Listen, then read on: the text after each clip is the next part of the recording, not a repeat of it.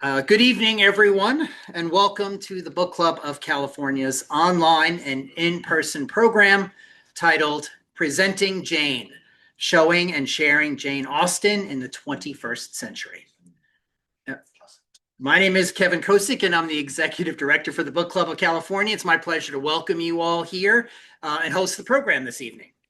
Now, for those of you that might be new to the Book Club of California, we are a nonprofit member and donor-supported organization that is dedicated to preserving and promoting the history of the book and the book arts. Oftentimes, we do that with a focus on the history and the literature of California and the West. The book club publishes limited edition, finely made books. We have a scholarly journal and newsletter, and we have keepsakes for our members. We host a year-round series of programs and exhibitions like the one this evening on topics including fine printing, design, typography, bookbinding, collecting, California history, and much, much more. Now, if you're not a member of the book club, you should be, so check us out online at bccbooks.org. Now, tonight's program is co-presented and co-hosted by the American Trust for the British Library. And this evening's event is really part of a celebration of our continued partnership with the American Trust for the British Library, or the ATBL, as I sometimes just say. The ATBL, or the American Trust for the British Library, is a nonprofit organization dedicated to supporting the work and the mission of the British Library here in the United States. Our program tonight is a celebration of one of Britain's most renowned authors, Jane Austen, on the occasion of her 250th birth year. And it is a showcase for a beautiful first edition facsimile of Jane Austen's Pride and Prejudice from the British Library's collection, which is issued by Rizzoli USA. Now, should anyone have questions about the American Trust for the British Library or wish to be more involved, which you should be, we have two American Trust for the British Library trustees with us here in the room tonight, Bruce Crawford and Chris Leuner. Just throw up your hands there so people know who you are. They would be delighted to talk to you about the ATBL. I know that the American Trust for the British Library is grateful to the members, the volunteers, and the staff of the Book Club of California for hosting this event tonight. But the Book Club of California is honored to again work with the American Trust for the British Library. Tonight's program is titled Presenting Jane, Showing and Sharing Jane Austen in the 21st Century. And our speakers are Mary Crawford and Kirsten Leuner. Now, Mary Crawford is the co-curator of the Grolier Club's recent exhibition, Paper Jane, 250 Years of Austen. She first read Jane Austen's novels during college and began collecting works by and about Austen in 1980, shortly after marrying into a devoted, multi-generational book collecting family. Now, Mary is a life member of the Jane Austen Society of North America and a 20-year member of the Grolier Club of New York, where she currently serves as treasurer and sits on the executive council. Mary and her husband, Bruce, co-authored the two-volume publication on Mary Webb, the 20th century British writer, titled Mary Webb, Neglected Genius.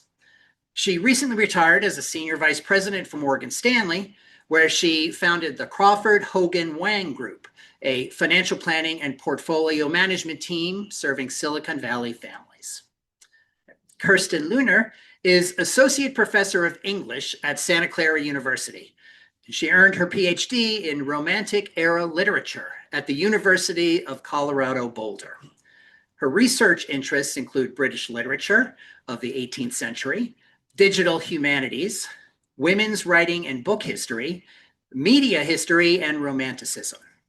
She teaches courses on critical thinking and writing, women's prison writing, and letterpress printing. She is editor-in-chief and director of the Stainforth Library of Women's Writing, Francis Stainforth's manuscript library catalog, which documents the largest private library of women's writing that was collected and cataloged in the 19th century.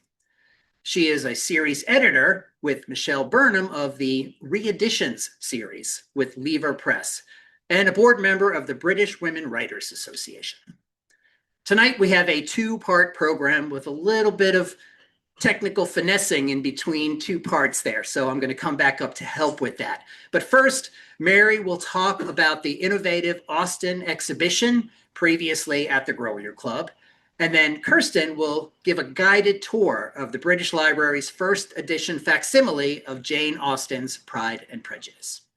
And then our speakers will come up here and engage in some informal discussion before we open up for Q&A for all of you. How does that sound?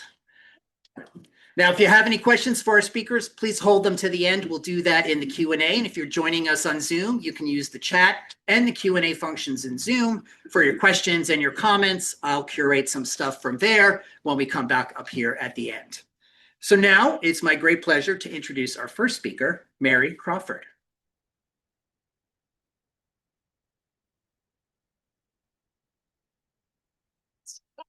I'm not going to leave you without your glasses. I was going to say, without glasses, I'm dead. Hello, everybody. Wonderful to be here tonight. Thank you. Jane Austen's rise to literary superstardom is one of English literature's most fascinating stories. Although published anonymously during her lifetime to only modest success, Jane Austen is now undeniably a global icon. Two other Grolier Club members and I, all life members of JASNA, decided to celebrate Austen's 250th birthday by proposing an exhibition that would take used material evidence from each of the 5 50-year periods since Jane's birth in 1775. You can kind of see it in the signature image behind us, to track the influences on Austen's readership and reputation over time. So let me take a few minutes up front, however, to provide some important background detail about Jane's early life. Her father, George Austen, was a clergyman, the rector of 2 parishes in rural Hampshire. These 2 livings were awarded to him by a distant, by a distant but wealthy relation, impressed with George after he won a scholarship to Oxford, then stayed on to earn his divinity degree.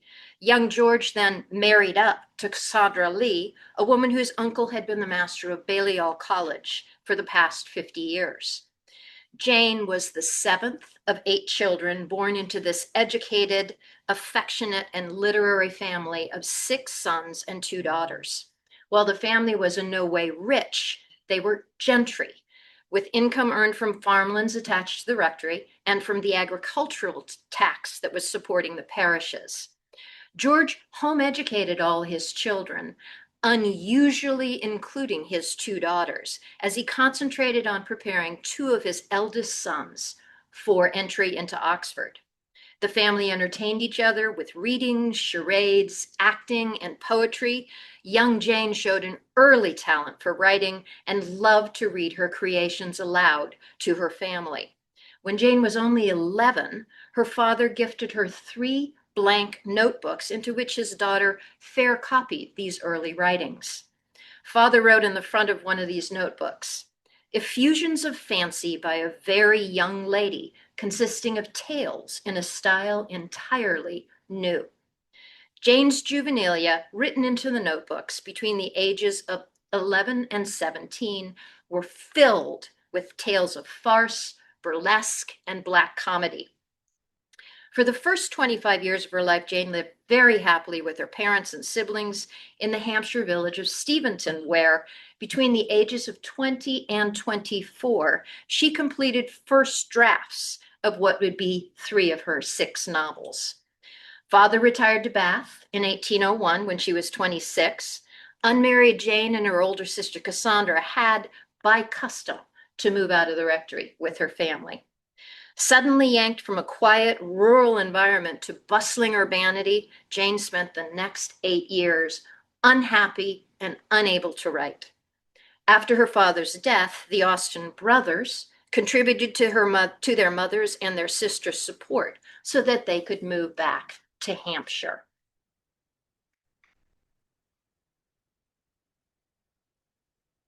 The Leuner was a periodical begun by Jane's older brothers while they were students at Oxford. Biographers speculate that this cheeky letter written to the author of The Loiterer and signed Sophia Sentiment may have been 13-year-old Jane Austen's first foray into print. It was the last 8 years of Jane's life, after the relocation back to Chawton Village in Hampshire, that was Jane's most artistically productive. She revised the early drafts of her novels, with favorite brother Henry acting as publisher's agent because a woman could not do that at that time. Sense and Sensibility by a Lady was published at Jane's risk in 1811 by Thomas Egerton, who had published The Loiterer for Henry and his older brother.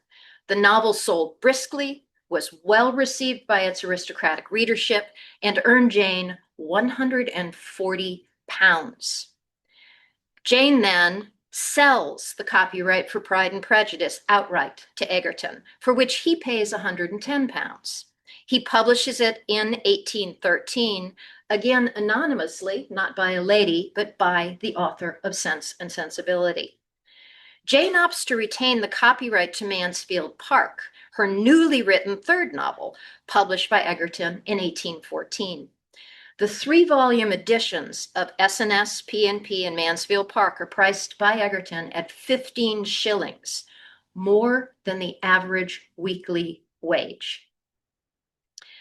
The buying public for books in this era of handmade paper and the hand-pulled press was limited to the upper strata of English society. Austen's early reputation was built upon editions printed in elite runs of somewhere between 750 and 1,500 copies only. As her reputation rises, and after Egerton balks at printing a second edition of Mansfield Park, Henry negotiates with John Murray, founder of the Quarterly Review and the principal publisher for Lord Byron and Sir Walter Scott, to publish the recently written Emma in 1816, along with the second edition of Mansfield Park. The Prince Regent, later King George IV, was an admirer of Austen's novels, even though he didn't know who it was by. Via an in-person request made through his Carlton House librarian to John Murray, the Prince requests that this author's next novel be dedicated to him. Sound familiar?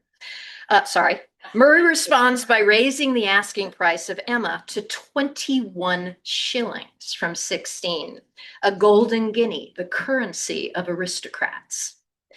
Jane begins to feel unwell, but completes Persuasion in 1816 and begins Sanditon. She asks Henry to repurchase the manuscript of Susan, which had been sold 13 years earlier to Richard Crosby, but never published. She makes only minor alterations to this, her first written novel. Jane Austen dies on July 18, 1817, at age 41, completely unattributed as an author. Murray posthumously publishes Austen's first written and last written novels, Northanger Abbey and Persuasion, together in a 4-volume set. As a preface to this publication, Henry pens a biographical notice that for the first time publicly acknowledges Jane Austen as the author of all 6 novels. This screen for the next 50 years is blank for a purpose. The 15 years after Austen's death were the quietest period in Jane's trajectory. Egerton publishes a 3rd edition of Pride and Prejudice the year after her death. Sister Cassandra inherits 5 of the 6 copyrights to the novels, which will expire between 1839 and 1845, but does nothing with them. Jane's novels continue to be read and admired, but her circulation is limited to the narrow aristocratic circles of her time. In 1832, publisher Richard Bentley launches his standard novels and romances series. This new venture is made possible by recent technological innovations in both printing and papermaking. Bentley wants to include Austen's 6 well-respected novels in this series, and he offers Cassandra £200 for the 5 copyrights, which will begin to expire in only 7 years. He pays an additional £50 for the copyright to Pride and Prejudice to the heirs of Thomas Egerton.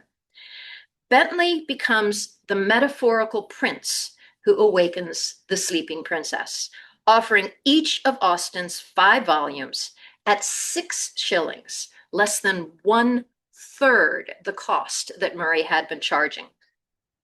What had been a luxury purchase now becomes affordable, especially to the rapidly growing Victorian middle class.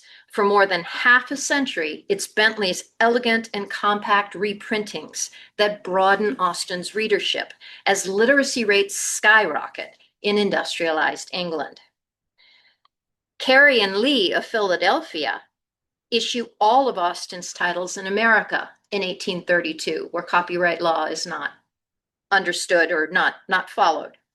After Austen's copyrights in England expire, her novels begin to appear in cheap reprintings for working class readers by means of stereotyping. Even cheaper yellowback editions with printed cardboard covers are offered at railway stations. This competition forces Bentley to cannibalize his own successful offerings, substituting cloth bindings for leather and reducing his prices from 6 shillings to 2.5 as printed on at the bottom of the spines. Now, none of Jane's siblings, none of her 7 siblings publicized biographical information about their sister, even as her reputation and readership grows. After her last sibling dies at age 91 in 1865, yes, he lives 50 years longer than his sister. The eldest of Austen's nieces and nephews, who had been in their 20s when their now famous aunt dies, determined to collect and publish a remembrance of her before all family memories are lost. James E. Austen Leigh publishes a memoir of Jane Austen in 1870 based on collective family reminiscences. This is the first comprehensive biographical account of Jane Austen's life and sparked serious critical interest among Jane's now substantial reading public. The memoir also titillates by revealing that unpublished manuscript material has been passed down within the Austen family over the last 50 years. The second edition of the memoir is published just 10 months later and contains a number of previously unpublished works. Note that the spine is titled Lady Susan rather than the expected Memoir of Jane Austen's second edition as listed on the title page. I wonder what people were really, really wondering about.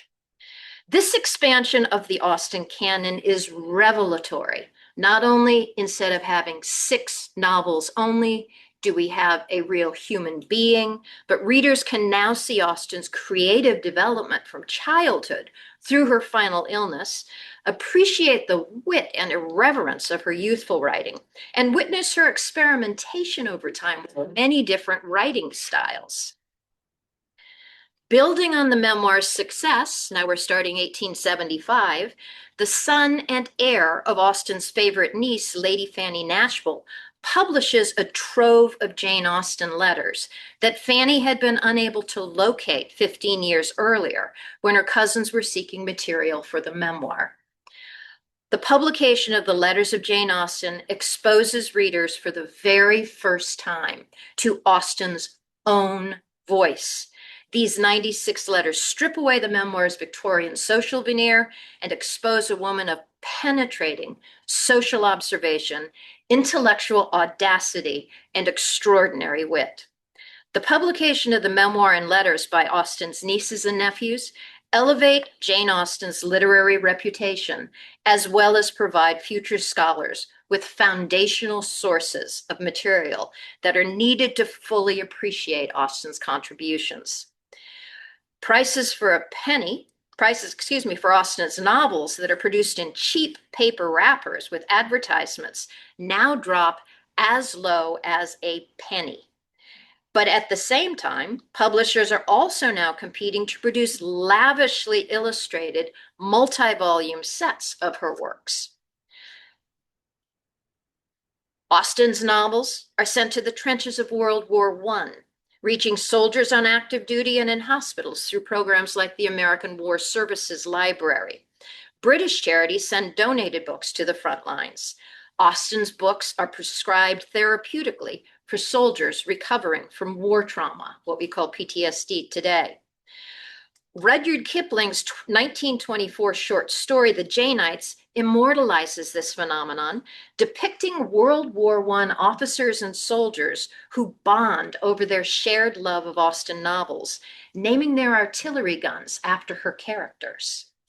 This wartime reading contradicts the modern notion of Austen as chick lit. Male readers, including literary critics, professors, and soldiers, had absolutely no hesitation in embracing Austen's work at this time.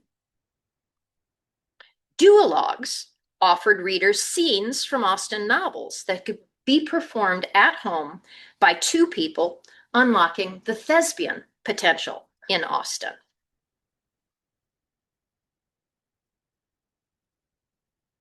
Beginning in the early 20th century, Austen becomes the first novelist to receive the type of rigorous textual treatment hitherto reserved by academics for classical texts and Shakespeare, ensuring her permanence and prestige in the literary canon.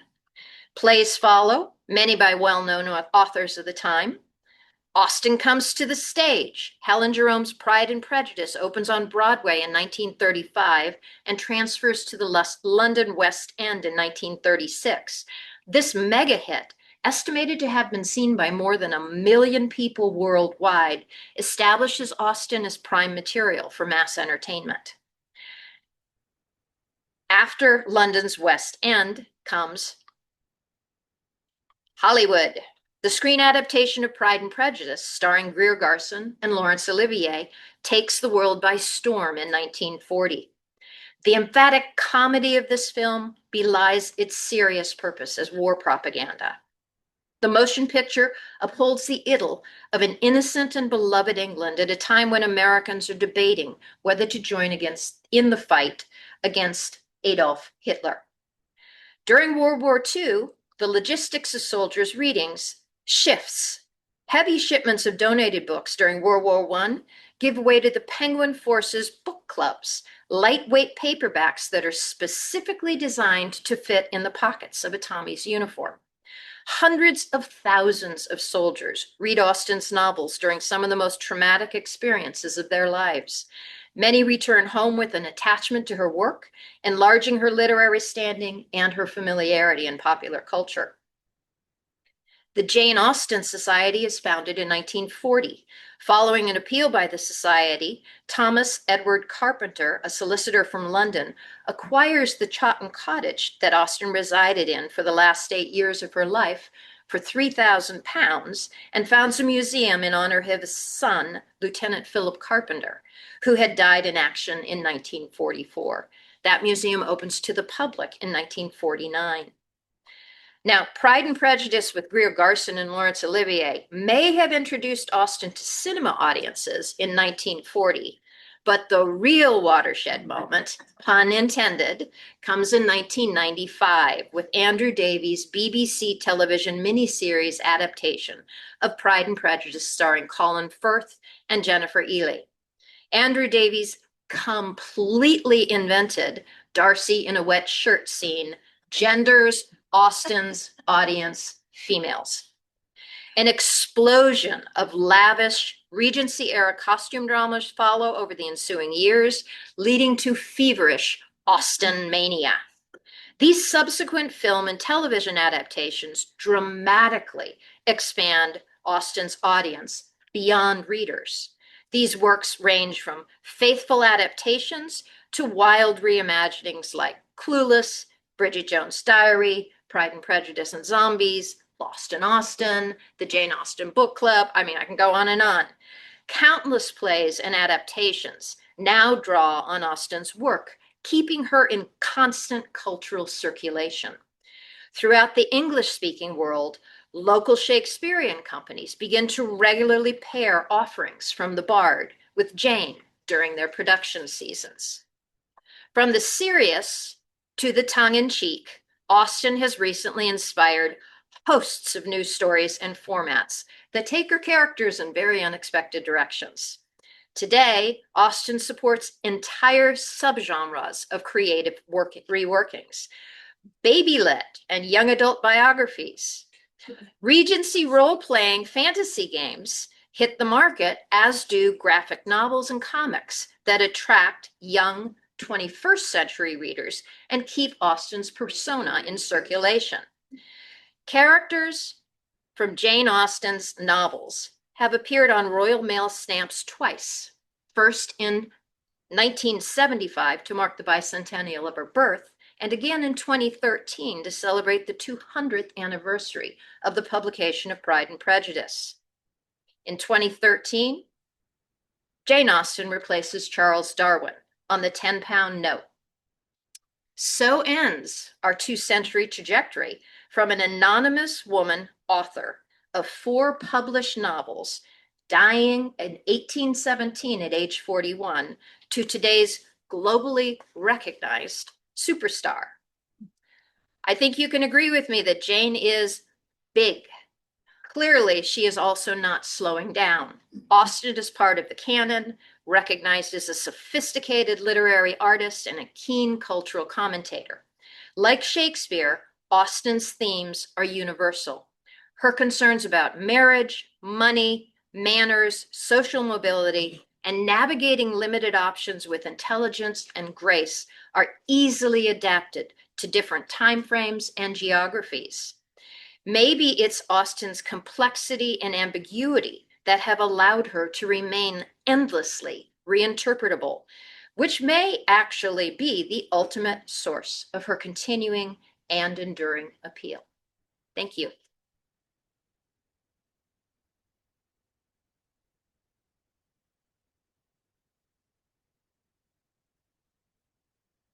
Don't go too far because you kind of come back up here. This is the little bit of business that we needed to do. Now you get to see behind the scenes of how we make the sausage here.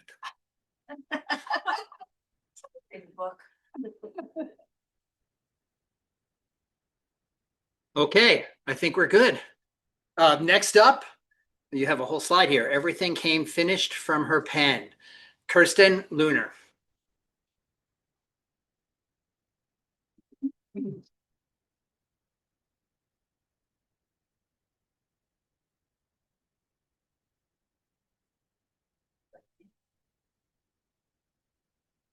Good evening. I'm really delighted to be here. This is quite an honor.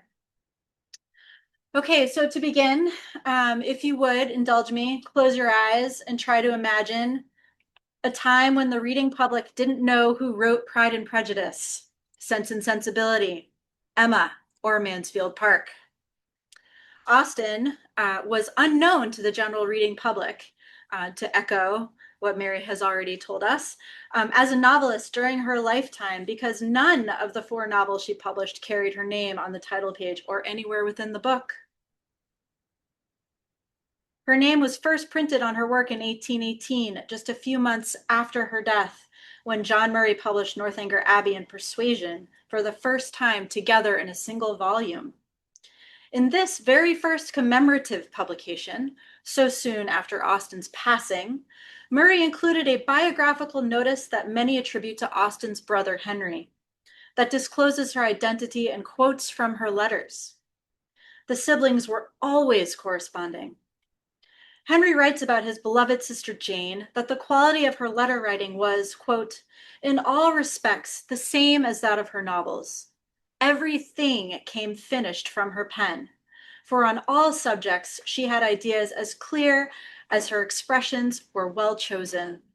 It is not hazarding too much to say that she never dispatched a note or letter unworthy of publication, end quote. So by including a packet of reproduced manuscript letters with Pride and Prejudice to mark the 250th birthday of Austen, Rizzoli poetically circles back to Murray's 1817 edition of Northanger Abbey and Persuasion that first unites Austen's readers with her name, her novels, and her life in correspondence. Austen's current position and renown is singular, as we have just reviewed, in literary history and popular culture. that a writer who was at first unable to get a publishing contract, even with the help of her father, and who published anonymously during her lifetime, should now be so broadly popular over 2 centuries later is proof that the canon has indeed expanded. It is also proof for writers today who repeatedly experience rejection or who are afraid of publishing their name on their work that readership changes over time and can grow to not only be more inclusive, but to genuinely love your writing. The Rizzoli commemorative edition of Jane Austen's Pride and Prejudice creates a social media worthy unboxing moment for the reader. What more proof of love is there than that? This is not just an edition, it's a collection that represents her life as a writer intertwined with the novel. There are 4 books in the box: An Introduction to Pride and Prejudice by Leslie Ruthven, curator of the British Library, and the 3 volumes of the novel reproduced as a triple-decker would have been published in the Romantic era. In the collection, there's also a small packet of letters tied together in red ribbon to unfold and discover. Grab your magnifying glass. The letters enclosed include one dated April 5th, 1809, a letter from Austen to her publisher, Richard Crosby, signed Mrs. Ashton Dennis, or Mad. A letter dated July 26th, 1809, from Austen to her brother, Captain Frank Austen, in verse, that announces the birth of his first son and also that the Austen women have moved into Chawton House. And finally, a letter dated July 3rd, 1813, another letter from Austen to her brother, Frank. So when holding these volumes and letters, you feel genuinely as though you have somehow snuck them past the guards of the reading room at the British Library and smuggled them out the front doors into the courtyard and into your home. Don't do that. They will chase you down.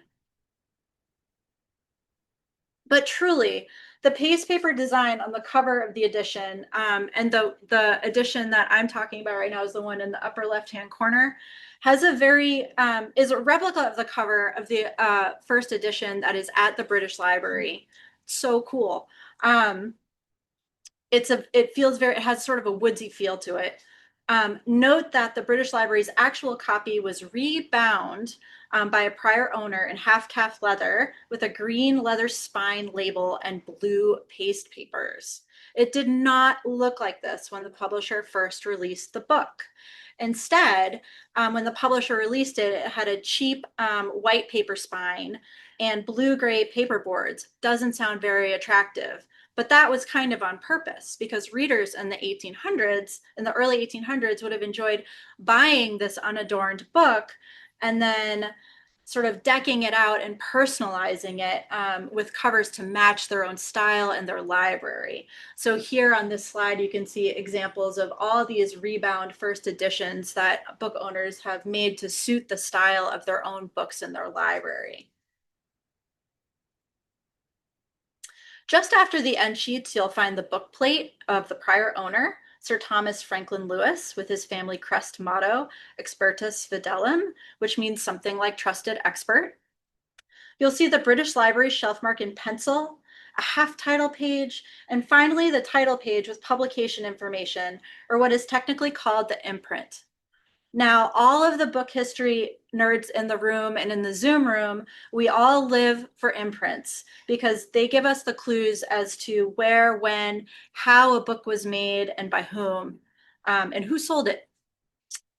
Though Austen wrote Pride and Prejudice in 1796 and 1796 to 1797, at which time it was called First Impressions, the first edition was not published until January of 1813 by Thomas Egerton of the Military Library in London, which had already published Sense and Sensibility in 1811.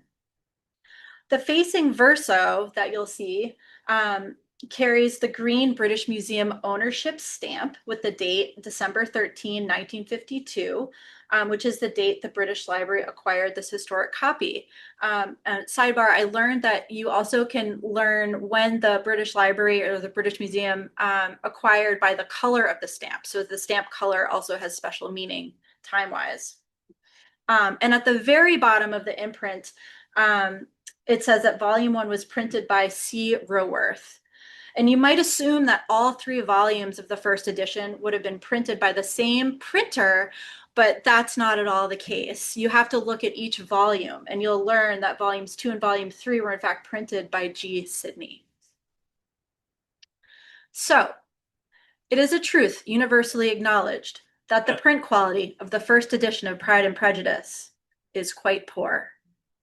And the Rizzoli edition faithfully and endearingly preserves the imperfections that signal the complex process of setting type and printing in the Romantic era. I'm just looking at the press behind me at the back of the room. So the book was likely printed on an 18th century common press. And this is a replica at Northern Illinois, which looks like this. Printing houses at the time employed printers in several standard positions, and they were often contracted by the print job or for a season. And in the print shop, compositors, and you can sort of follow the arrows, but the compositors take the author's manuscript. So just imagine the manuscript of Pride and Prejudice here in this print shop, and they set it in lines of metal type, which they lock up in a type form, and they deliver to the pressmen, who insert the form in the press, ink the form using gigantic leather ink balls, add paper made of rag pulp at this time, lower the frisket, and pull a proof. Quite a lengthy process. The printers deliver the proof to the printer's reader. The reader is like a proofreader today. They compare the proof to the author's manuscript page, mark errors, and send back the marked up proof to the compositor to revise the type and the form back to the press. T.N. Shane likens a reader in the print shop to a goalie. Whatever he saves from getting past him is taken for granted. Whatever does get by is long remembered against him. The 1813 Pride and Prejudice needed a better goalie. Some of the printing errors can be discerned by seeking out light pencil corrections scattered within the British Library copy that are really fun to hunt for. I won't give them all away, but here's a few. For example, in Volume 2, when Wickham and other officers dine at Longbourn before departing for Brighton, a reader corrected a pronoun so that it refers to Wickham and not to Elizabeth, who now knows about Wickham's infidelities from Darcy and did not indulge his masquerading as a nice guy at dinner. Another reader correction can be found in Volume 3 during a visit by Darcy and Bingley at Longbourn. A reader corrected the phrase immediable infamy to irremediable infamy, where only Elizabeth and the reader know at this point that it was chiefly Darcy that saved Mrs. Bennet's favorite daughter Lydia from irremediable infamy by arranging a rushed marriage with Wickham after they eloped. What other noteworthy printing irregularities are not marked with annotations, such as on page 196 of Volume 3, where you can see the A misaligned with again. Mr. Bennet refuses his wife's command that he go to Netherfield and seek out Mr. Bingley again. Mr. Bennet replies that if he wants our company, quote, he knows where we live. And perhaps the most famous printing error occurs in Volume 3, during Elizabeth and Jane's tete-a-tete about Jane's affection for Bingley. In the first edition, the speech, quote, how hard it is in some cases to be believed and how impossible in others, is attributed solely to Elizabeth. However, this is an error. The second sentence, and how impossible in others, is really spoken by Jane about Elizabeth not believing her that she is over Bingley, and it should be set off in its own quotation marks. So for comparison, you can see in the Norton Critical Edition edited by Donald Gray and Mary Favret, where Jane exclaims that Elizabeth doesn't believe her. The printing errors of quality and accuracy really chafed the author, and she complains about them in her letters. For example, in a letter to her sister dated Thursday, February 4th, 1813, Austen bemoans, quote, that, quote, the greatest blunder in the printing that I have met with is in page 220, volume 3, where two speeches are made into one. There might as well have been no suppers at Longbourn, but I suppose it was the remains of Mrs. Bennet's old Meryton habits, end quote. Here, I interpret Austen to mean that the scene of Jane and Bingley's reunion at Longbourn dinner party need not have happened if Jane doesn't even get to say her line about feigning disinterest, as in the Taylor Swift song, "We are never, ever, ever, ever getting back together." In her last remark, Austen takes a dig at the printers who flubbed by likening to the cringy Mrs. Bennet, who always says too much and speaks for others when she should instead politely listen and wait her turn. Austen's obsessive care for her writing is a sign of the professionalism with which she regarded herself as a writer and that she demanded from the publishing industry as it related to her work. As a woman daring to publish fiction, she was not equally rewarded with reciprocal professional etiquette and respect from printers and publishers. A letter to the publisher Richard Crosby that is included with the box set is an unfortunate example of women's disadvantage in the book market. On April 5th, 1809, Austen wrote to her publisher that 6 years prior, in the spring of 1803, her novel entitled Susan, which we now know as Northanger Abbey, was sold to them for £10 and, quote, an early publication was stipulated for at the time of sale. In July and August of 1803, Crosby even advertised the novel as in press. However, 6 years later, in 1809, the novel still had not been published, and Austen was furious. She threatens to take the novel to another publisher if she received no response. According to Devaney Lozer's manuscript analysis, Austen first signed the letter J. Austen, but then instead used the pseudonym Mrs. Ashton Dennis. This changes the tone significantly of her closing remarks to, quote, I am, gentlemen, etc., mad. 2 days later, she received a letter from Richard Crosby alleging that when they purchased the manuscript Susan from Mr. Seymour, they did not in fact promise to publish it, but they will stop the sale if Austen tries to take the manuscript, or if Mrs. Ashton Dennis tries to take the manuscript to any other publisher. In other words, Crosby held the manuscript hostage and required Austen to buy her own manuscript back from him at £10 if she wanted to have control of her own writing. What a jerk.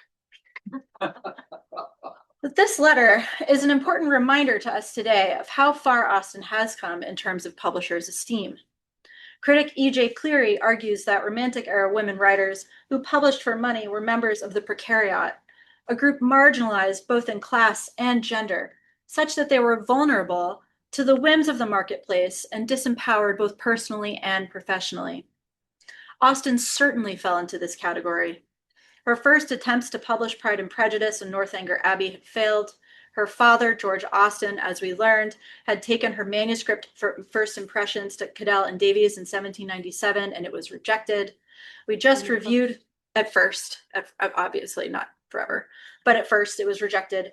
We just reviewed how Richard Crosby held Northanger Abbey hostage, and it was not published until after Austen died.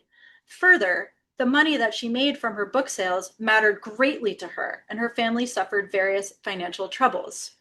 She was proud of her sales, and they did not come very, very easily. In another letter to her brother that is included in the Rizzoli first edition, she closes with the postscript, quote, you will be glad to hear that every copy of Sense and Sensibility is sold, and that it brought me £140. Besides the copyright, if that should ever be of any value. I have now therefore written myself into £250, which only makes me long for more. I love it. I have something in hand, which I hope on the credit of Pride and Prejudice will sell well, though not half so entertaining. She's talking about Mansfield Park. This Austen, the ambitious novelist we find in her letters who cares deeply about publishing her work and wanting more money for them, contradicts the myth of the solitary amateur writer and spinster who pens novels for pleasure in her spare time. Austen was not alone in this. Between 1718 and 1820, women novelists consistently outpublished men in this genre. This is in spite of the fact that women were generally discouraged from reading novels and writing novels and really had to do quite a lot of work in order to get them published. pages away.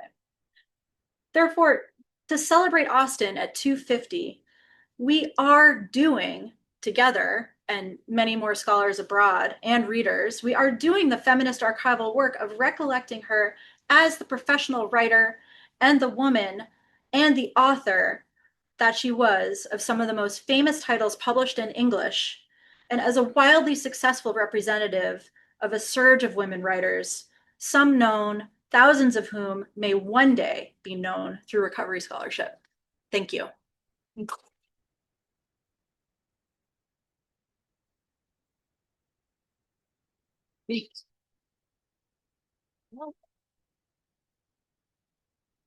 We're gonna have a little conversation. I'm gonna pass this microphone over to you. You have to share. We only have one.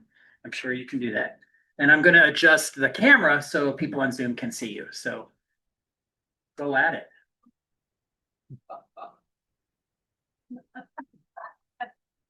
Thank you very much, Kevin. Do we have a question to start us off from the? One simple question. Was someone like R.W. Chapel the first good text? Oxford? Yeah, well, it was actually his wife who had been. Right. Oh, this is interesting. Yes, it was actually his wife, Catherine Metcalf, who had in 1912 had done the textual study for Pride and Prejudice and Sense and Sensibility. Pride and Prejudice was published. World War I came. Chapman was overseas in the war. There was no way to publish Catherine's book. I mean, we do have a copy, but it was published in very, very, very few copies. And when he came back from the war, it was felt that in order to do Austen well, it had to have a man and not So a. 100 years later, it's the same. It's the same thing. It's the same thing. But R.W. she had married him. She had married him at the time. So we don't know whether she was happily doing this or whether it was simply what was judged by the Oxford University Press. But Chapman did get all of the recognition. But to the end of her life, I have the memoir that was Chapman's copy of the memoir. And in it, there's a Mr. and Mrs. Chapman card. And Catherine, R.W. Chapman had died 8-10 years beforehand. And it's Catherine passing along this copy of the memoir to an Austen scholar at the time. So it was clear that she was still very involved in it. May I ask you a question? Sure. Okay. So I have had the opportunity to work on curating exhibits, and like none of them took 3 years, right? Like the exhibit at the Grolier Club that you curated commemorating Austen's 250th. And I know that it's always a collaboration, and there's always so much material that you want to include, and sometimes you have to leave things out, right? And so my question is, what do you feel like you wish you could have included if there were unlimited space? If there was unlimited space in the Grolier Club exhibit, what got left out that you really wanted to be in there? It's a great question, Kirsten, but I'm going to turn it on its head and say the reason it took 3 years is because when you do it by yourself, you're only talking to yourself, so you don't get better and better. We were doing constant Zoom calls and constantly recognizing that we were going to be very limited in the space that we had. Mm-hmm. So we would always try to kind of bow before. It wasn't about, and it's one of the reasons why we never put initials or who contributed anything on our exhibition. We were simply saying, okay, what's the story? Fine-tuning it, honing it. And that's why we think the 50 years and the changes over that time really came through. None of us, we all collect in different fields. One of the first questions we had was, a woman published 6 novels after she died. The last 2 were published. How can you be collecting and have all this stuff? But the fact is, Austen is very, very easy to collect in different ways. And we realized over time that what had been perceived as a weakness, which was we're going to have to keep kicking things out, became a great strength because it kept us focusing, all 3 of us, on what's the best thing to put in to tell our story. And if any one of us had done it, we would have had many, many gaps. Three of us together, I don't think we did. Thank you for that. I love that. So great. Do you have other questions for each other? Otherwise, we'll go to the audience here. Should we go to the audience? Let's go to the Let's audience. go to the audience. Do we have any questions here in the room? Any comments? Well, could I just have you clarify a little bit about the wife? And Chapman dies in the 40s or 50s, 60s. and then the wife survived him. Oh, yes. So is that material been described in public? So What's your let's comment? repeat the question. Let's get Okay. into a question. So the question is back to Catherine Metcalf, who Yes. became Mrs. R.W. Chapman. And has this been documented? It's my co-curator, Janine Vargas, who is a professor of English at University of Texas at Austin, who did discover this material and who did discover actually a letter that she wrote to an uncle who said, an uncle who was in New Zealand, who said, so you can see, I really was the first originator of Austen. Janine went back after she wrote a scholarly article about this to the Oxford University Press, and they just said, too much time under the bridge. You know, we're not changing that kind of history. We're not changing that history. So. But it's out in the public. It's published material. It's out in the scholarly world for sure. Let's And go here. it's in the public. If you want to look, I do have a copy of our catalog there where all of that is documented, so you can see that. Catherine. So I'm a professor also in the Bay Area, and one of the things that we do is we have to pick what to teach to our undergraduates. I do the Romantic era, which is a tiny era. And the one that I often pick is Northanger Abbey because that's what I can get them to look at. And just it's ridiculous as a Gothic novel. Yeah. So they have fun with it. Yeah. But I'm wondering for both of you, as you think about the next 50 years and what happened with Clueless, that really reinvigorated in a different media style, people being fascinated with powerful women characters that were unusual. So my question for both of you in any form of media is what happens next? Kirsten, you're seeing the 18-year-olds who are coming through, and Mary being established at the Grolier Club, especially in New York City. I've been there, it's beautiful. You have access to show lots of people the things that are coming through. So what is the next wave to get the next set of fans for Jane Austen? You want to just repeat that last part of the question? Yeah. Where the next wave? Yeah, so the question was from Dr. Catherine Harris, and it was what do we do to seduce the next wave? Yes. Yes. I guess I'll say that so as someone who is challenged by teaching on the quarter system, I will say that teaching the novel is something that I intentionally do, even though we teach on a 10-week term instead of a much longer term, because I think that I hope I'm not going down like a sad trombone rabbit hole, but I feel like the generation of students that I'm teaching right now does not have the same kind of attention muscle that it requires to sit on a couch with a triple decker. And Northanger Abbey is not that long, right? Pride and Prejudice, not that long. These are not intimidating sized novels, and yet I feel that when I assign novels to my students, even though they are registered for an English literature class, they do squint a little bit, and once we get into it, things get better, and we start really having fun with it. So I think part of the task of at least in the setting of the classroom, right, of continuing to teach the 18th century and the Romantic era novel is contending with this sort of like need to remind ourselves what it is to read a novel and what Austen's realism is, right? What's the draw to it? Why is it so fun? And I think once you sort of create an atmosphere where we're all doing it together and we can talk about these characters and not be afraid of saying something wrong. And I think that really brings students in.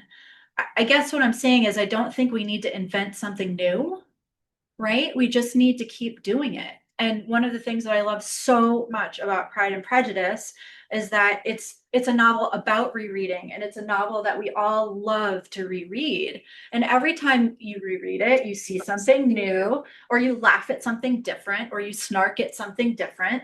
And Elizabeth Bennet is the great rereader, right? She's constantly like opening Darcy's letter and then passing out and getting back up and closing it and opening it again. And right, it's all about rereading. And so I think that I don't think we need to do anything different. I don't think we need new tricks or new media. I think that we just keep teaching the novel for all of the reasons why we're here and why we love it. I think it was a great answer. Yeah. Nothing to add. Any other questions here in the room? There's a number of comments on Zoom that I'll share with you afterwards, but there's no questions to ask you right now. So if there's another one here, Chris. Just a very small question. Do we know a cause of Jane Austen's death? The question is, do we know the cause of Jane Austen's death? It had been postulated that it was Addison's disease, but lately, again, there's no new material, but there's a better understanding of medical history, and now they are thinking that it could be Addison's disease. There are many different diseases known that could easily have filled the bill. Did you? No, okay, perfect. Did you want to add to that? No. Any last questions? Yes, Yeah. sir.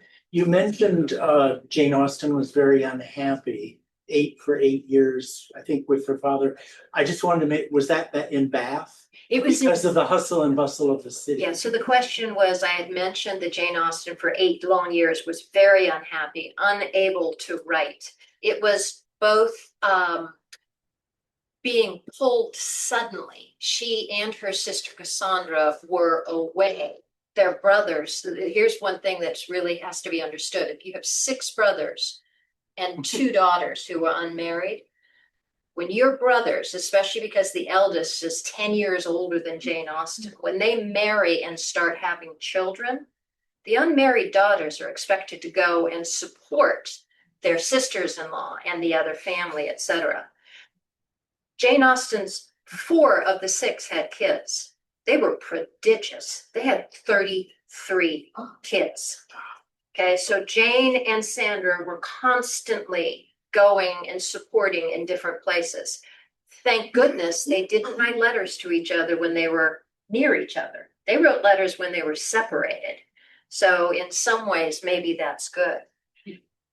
I'm sorry, and why was she so unhappy? It was a sudden pull because both of them were away, came home to find, hey, father is retiring, we're leaving in a week. And Jane had been very, very, very happily settled in Hampshire. She did go to Bath. The speculation is that perhaps the parents were thinking that this would help to marry the daughters off. But in fact, what happened was Cassandra, 2 years older than Jane, was already engaged to a young man who George Austen had taken into his home to help educate him for the ministry.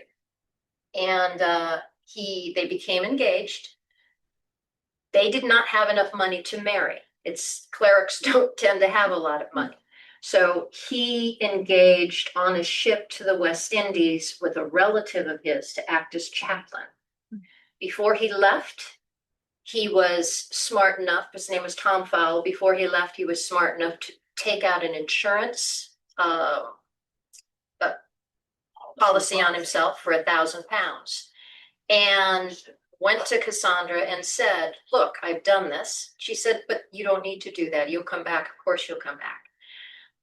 He spoke to her in the church And he said, if I don't, I want you to remarry. And she promised before God in a church that she would never remarry if he didn't come back. He didn't come back. He wanted her to remarry. If he didn't come back, he did not want her life over. He did not want her life to be over. But again, Cassandra was religious. It was in a church swearing before God that she would not remarry. And then by the time Cassandra decided she didn't really want to, she had many chances. By the time she decided she didn't really want to, she also felt very protective of her sister, who Jane also turned down a marriage proposal. And it was Cassandra, she had decided Mother and she and Cassandra were on their own. Once a cleric retires, there is no pension. The money goes to the next cleric, to the next rector.